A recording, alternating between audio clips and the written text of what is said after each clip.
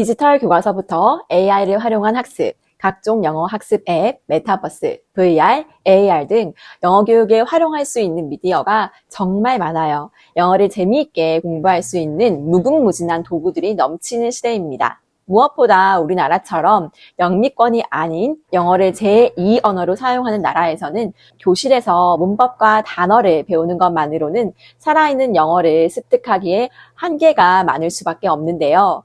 디지털 매체는 이 부족한 영어 노출의 양과 또 현장성의 한계를 채워주는 훌륭한 영어 학습의 도구예요. 미디어를 잘 활용하는 것이 너무나 중요한 능력 중에 하나가 되었는데요. 믿고 따라가 교육, 육아, 책 정보는 어디? 아침 쌤의 에듀체리.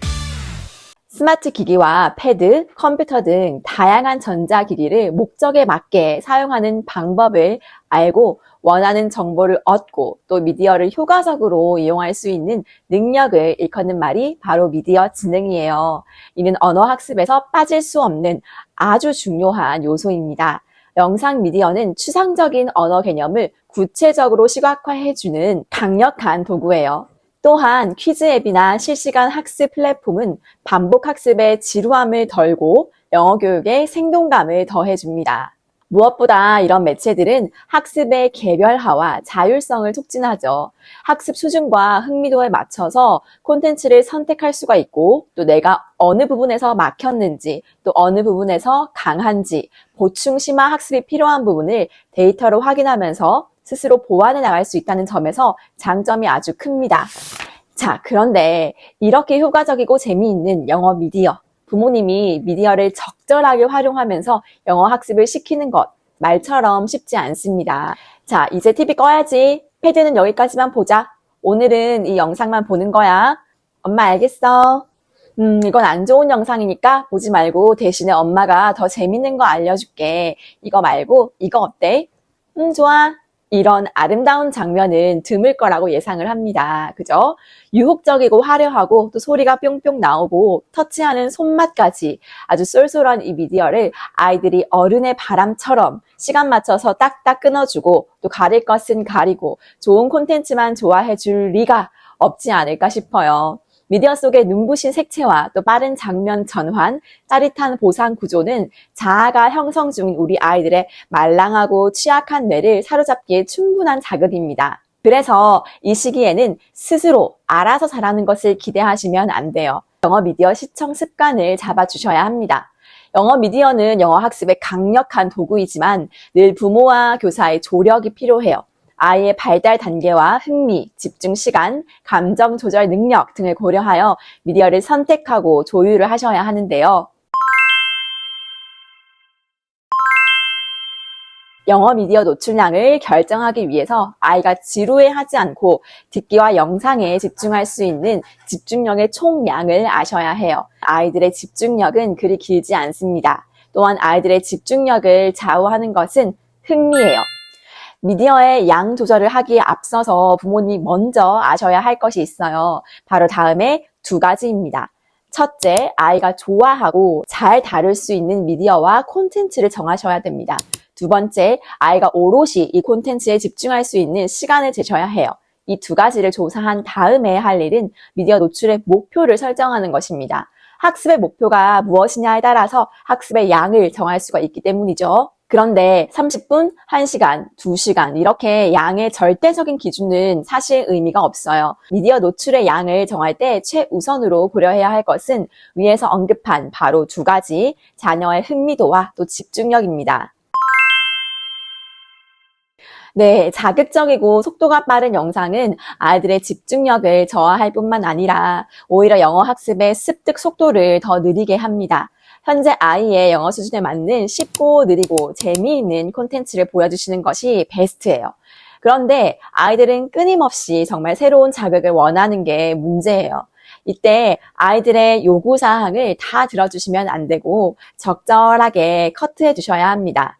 마치 건강에 좋지 않은 막대 사탕을 아이가 떼쓰고 성화를 부린다고 해서 주진 않는 것과 같은 이치예요. 부모가 선택한 양질의 콘텐츠를 아이가 거부할 경우에는 아래 세 가지 전략을 써보세요.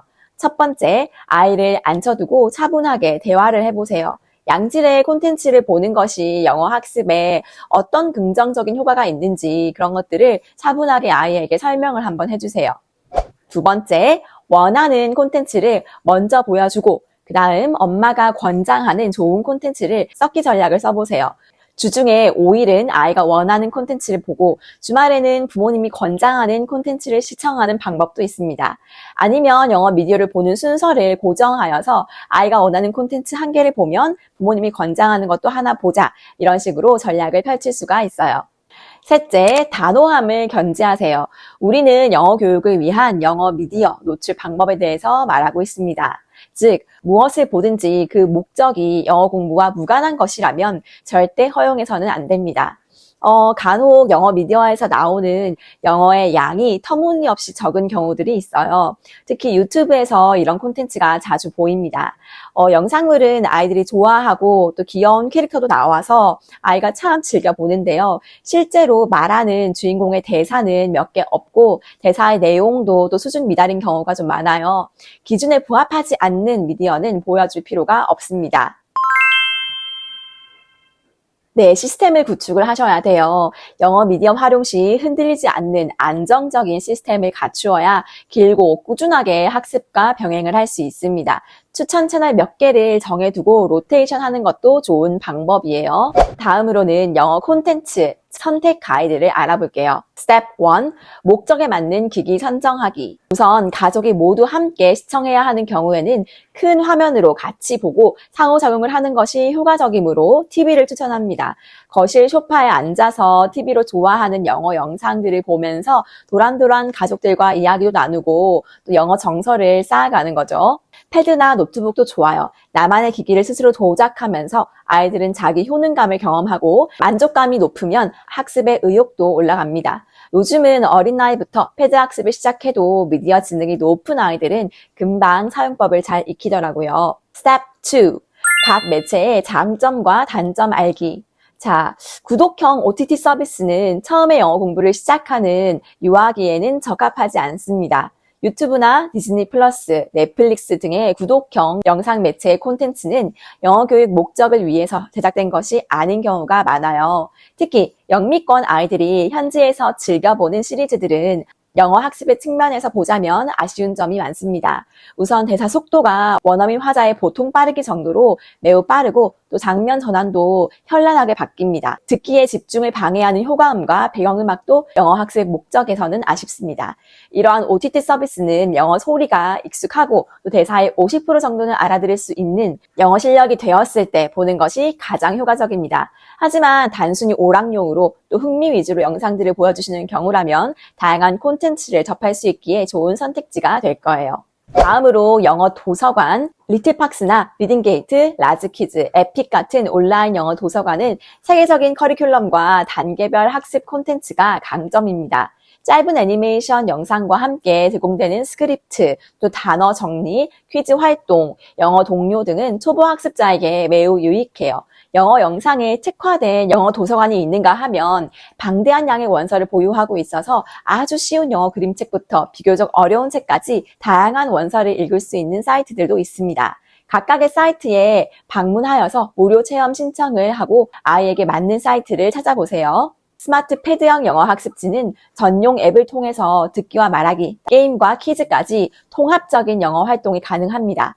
장점은 세계적이고 반복적인 훈련이 가능하다는 것, 특히 자녀의 학습 진도를 자동으로 기록하고 또 부모님이 확인할 수 있는 기능들이 있어서 매우 유용한 것 같습니다. 단점은 지나치게 학습 위주로 흘러갈 수 있다는 점인데요. 이는 아이의 흥미를 적절히 유도하면서 조율하시는 부모님의 역할이 굉장히 중요합니다.